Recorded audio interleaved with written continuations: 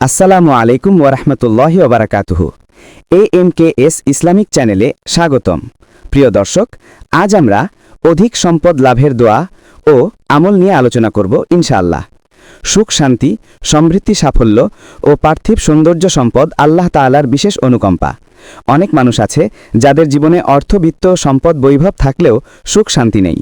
ফলে সম্পত্তি চরম আকাঙ্ক্ষিত না হলেও অমুখাপেক্ষিতা জীবনযাপনের জন্য কখনো কখনো তা গুরুত্বপূর্ণ।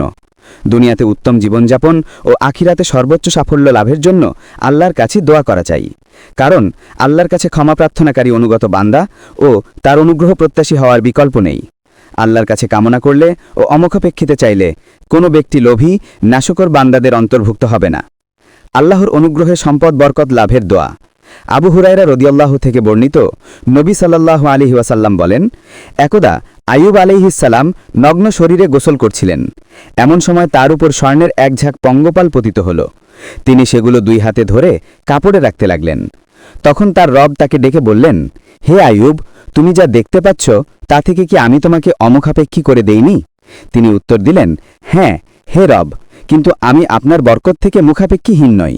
বুখারী হাদিস নম্বর 3391। আরবি, ইয়া রব্বি লা গিনান বিআন বারাকাতিক। অর্থ, হে আল্লাহ, আপনার বরকত থেকে আমি অমুখাপেক্ষী নই। হেদায়েত ও ধন সম্পদ লাভের দোয়া। আব্দুল্লাহ ইবন মাসুদ রাদিয়াল্লাহু থেকে বর্ণিত আছে যে আল্লাহর রাসূল এ দোয়া করতেন। আরবি, আল্লাহুম্মা ইন্নী আসআলুকাল হুদা ওয়াত তুকা ওয়াল আফাফা ওয়াল গিনা।